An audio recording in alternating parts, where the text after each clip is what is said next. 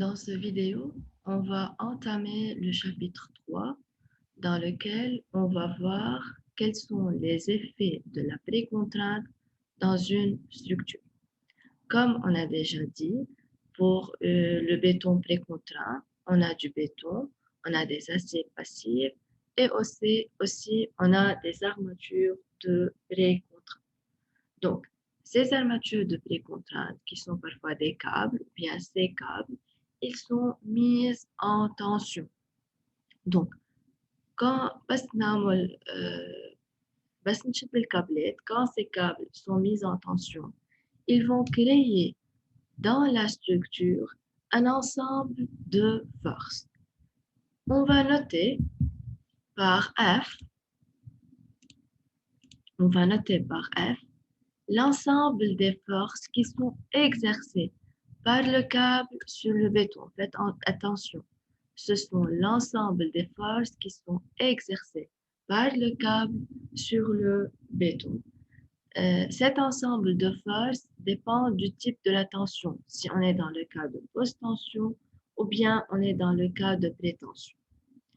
Dans le cas de post-tension, cet ensemble de forces, il est composé des efforts suivants, de 3 efforts.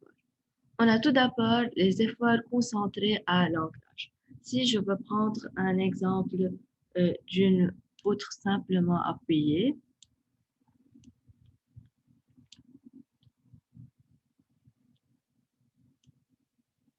dans laquelle on a ce câble. Donc, je veux voir quels sont ces efforts. Les efforts concentrés à l'ancrage, ce sont ces efforts. Donc, c'est l'effort concentré à l'ancrage. Je veux le noter 1. Donc, c'est 1. Ce sont les efforts concentrés à l'ancrage. On a des forces de flottement réparties le long du câble. Voici les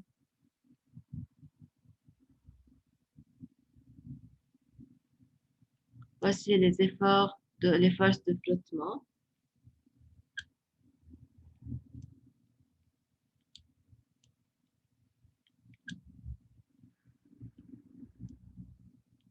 Donc, ce sont les forces de flottement. Je veux les noter par 2. Et la troisième force dans cet ensemble, ce sont les forces de pression dans les zones de courbure du câble. Quand on parle des forces de pression, ils sont représentés par ces flèches. Ce sont les forces de pression. مثل ما قلنا من قبل إنه أنا لما بكون الكابل في عنده courbure وعم بشد هيدا الكابل عنده tendance إنه يجلس. Donc بما إنه الكابل courbure تبعه dans ce sens, donc عنده concavité لميلة فوق, donc عنده tendance إنه يطلع, donc il va exercer des forces. Ce sont les forces de pression. Je vais les noter par 3. Donc, ce sont les 3 forces qui constituent l'ensemble des forces exercées par le câble sur le béton dans le cas de la post-tension. Dans le cas de la prétention, on a 2 types d'efforts. On a les efforts de cisaillement aux extrémités du câble sur la longueur de transmission et on a aussi des forces de pression dans les zones de courbure qui existent dans le cas de prétention. Donc, on a ces 2 types de forces dans le cas de la prétention. Donc, on a défini ici F, qui est l'ensemble des forces exercées par le câble sur le béton. On définit de même phi, mais phi maintenant, c'est l'ensemble des forces. Donc, on définit phi, qui est l'ensemble des forces exercées par le béton sur le câble. Donc, faisez attention, F, c'est l'ensemble des forces exercées par le câble sur le béton, mais phi, c'est l'ensemble des forces exercées par le béton sur le câble. Et bien sûr, on a par réciprocité phi égale moins f. Dans ce schéma, vous pouvez voir l'équilibre d'ensemble d'un câble. On a représenté les forces phi exercées par le béton sur le câble. On peut voir tout d'abord les efforts concentrés à l'ancrage. On peut voir ici par ces flèches les forces de frottement et par ces flèches, on peut voir les forces de pression. Or, on sait que le câble, il est en contact avec le béton uniquement.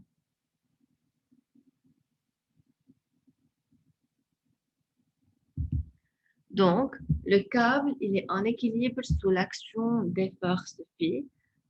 Donc, comme le câble il est en équilibre sous l'action des forces phi, ceci implique que l'ensemble des forces phi égale à 0. Or, phi égale moins f, comme on peut voir ici, et comme phi égale à 0, car le câble il est en équilibre sous l'action des forces phi, donc F égale à 0. Et par suite, le câble il exerce sur la structure en béton un système de force auto-équilibré. Donc, je répète, le câble il est uniquement en contact avec le béton. Donc, il est en équilibre sous l'action de ses forces phi, ce qui implique que phi égale à 0. Et comme phi égale moins f, par suite f, elle est nulle. Ceci implique que le câble qui existe dans cette structure, il exerce sur la structure en béton un système de force. On dit que ce système de force, il est auto-équilibré.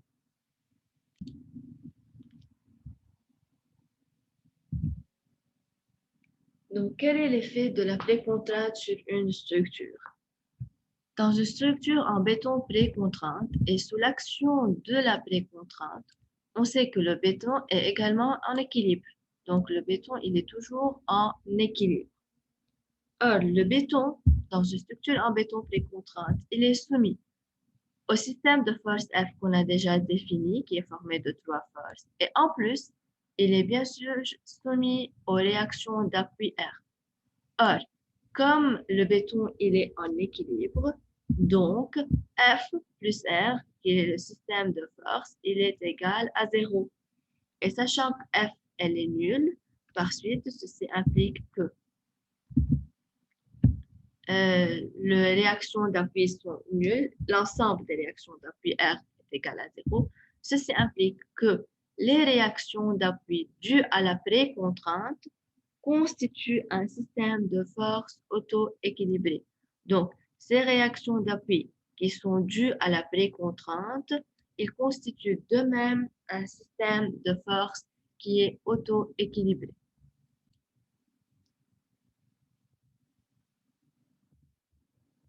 Pour une structure isostatique, on a par définition R égale à 0, donc l'ensemble des réactions d'appui il est nul. Ceci implique que toutes les réactions d'appui sont nulles.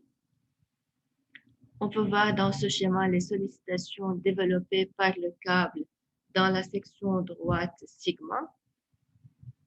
Donc, on peut démontrer que dans une structure isostatique, le torseur des sollicitations SP dû à un câble de précontrainte dans une section donnée, on va prendre la section sigma, il est égal et opposé au torseur résultant de l'application d'un effort PT au niveau du câble avec P, c'est la tension du câble dans cette section qui est représentée par cette flèche, et T est le vecteur tangent au câble dans cette section. On va démontrer ce résultat.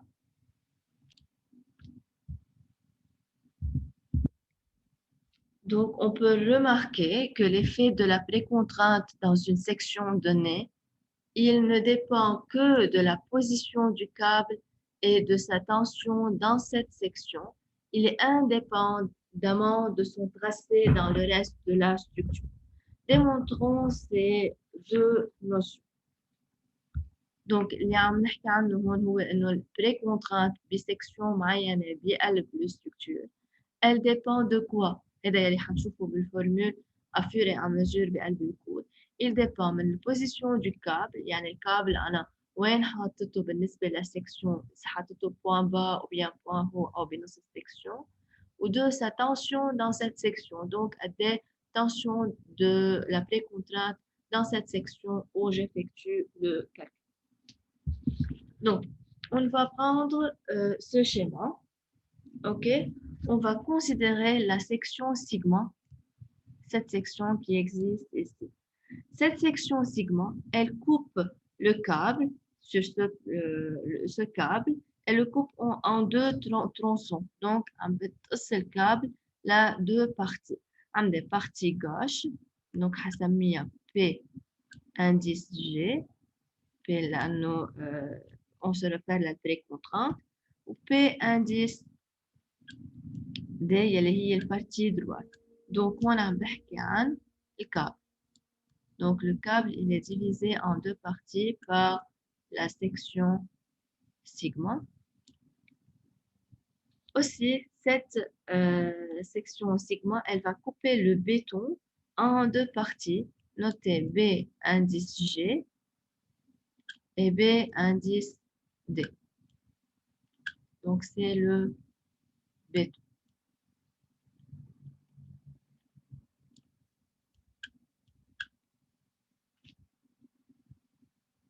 Donc, on va noter SP, les sollicitations dans la section sigma. Donc, c'est l'action de la partie droite sur la partie gauche. Donc, moi, je veux prendre cette section sigma. Je veux noter SP par les sollicitations, c'est-à-dire c'est l'action de cette partie droite sur la partie gauche. Donc, on va noter de même, comme on a dit avant, figé, donc c'est l'action du béton BG sur le câble. Donc, figé, c'est l'action du béton BG sur le câble. Or, le tronçon de câble PG, donc on va travailler dans cette section gauche. Donc, on a défini figé. Or, le câble PG, cette partie du câble, tronçon du câble, il est en équilibre. Donc, comme il est en équilibre, il est soumis aux efforts figé et P fois T. Donc, comme il est en équilibre, donc figé plus PT égale à 0. Donc, on a pris la partie gauche du tronçon. Elle est soumise aux efforts figés, qui est l'action du béton BG sur le câble. Il est soumis aux efforts P fois T. Donc, comme ce tronçon, il est en équilibre, donc figé plus PT est égal à 0.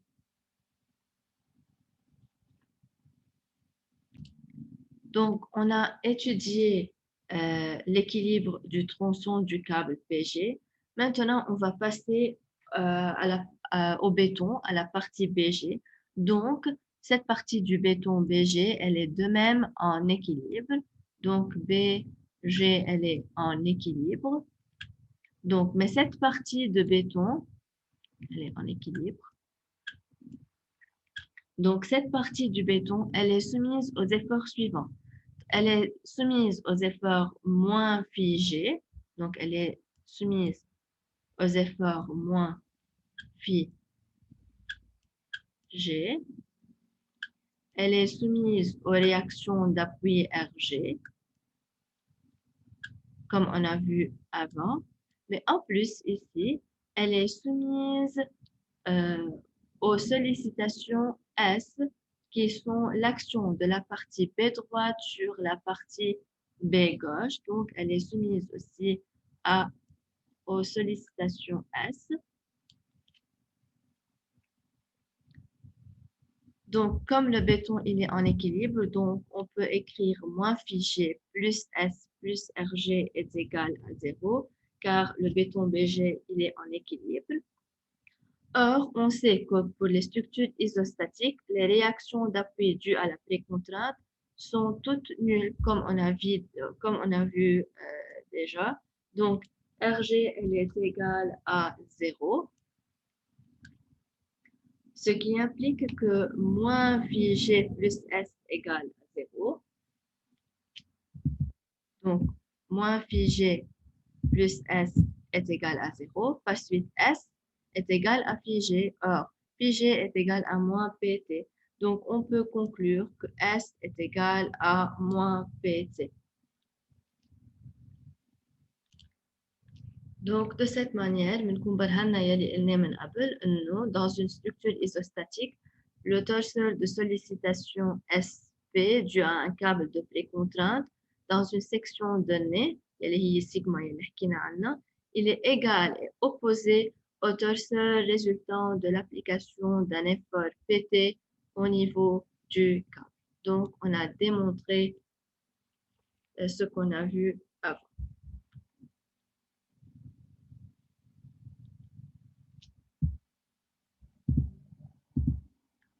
On va faire une application à une poutre isostatique plane.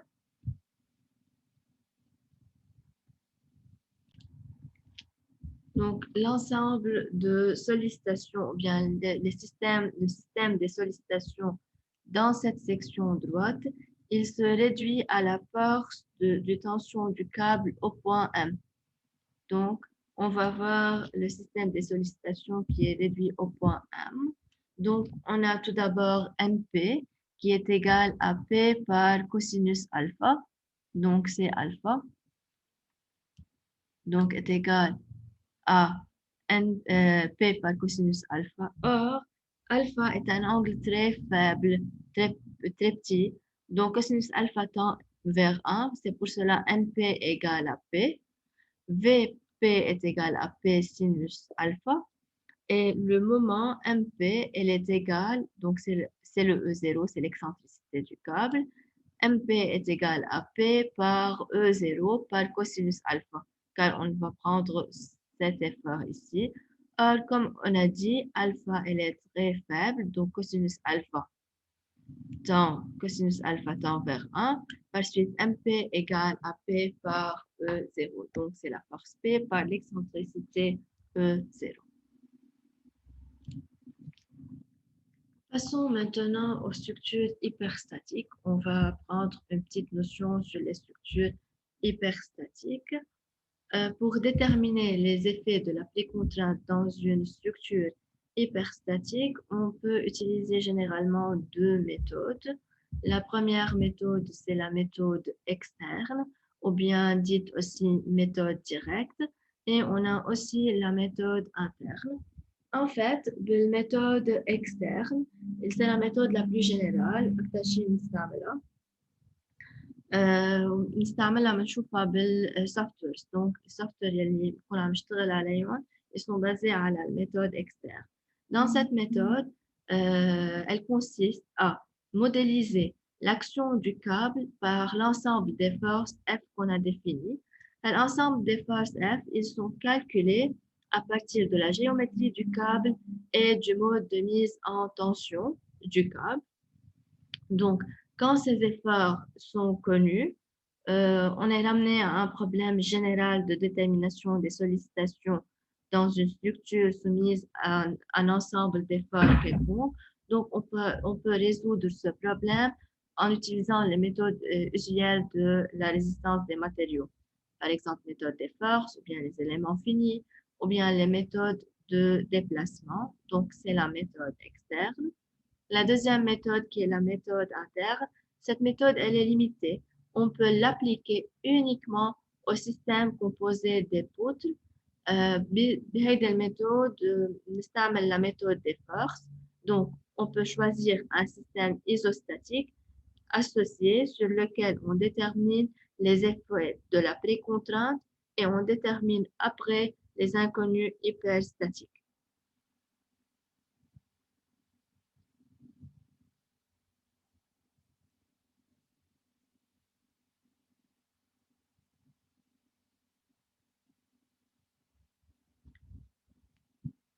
Donc, par cette notion, on a terminé le chapitre 3 dans lequel on a vu les effets de la précontrainte dans une structure. Donc, l'équilibre d'un câble de précontrainte dans le béton, on a vu l'ensemble des forces appliquées ou exercées par le câble sur le béton ainsi que ceux exercés par le béton sur le câble. On a aussi étudié l'effet de la précontrainte sur les structures et on a vu en détail les structures isostatiques.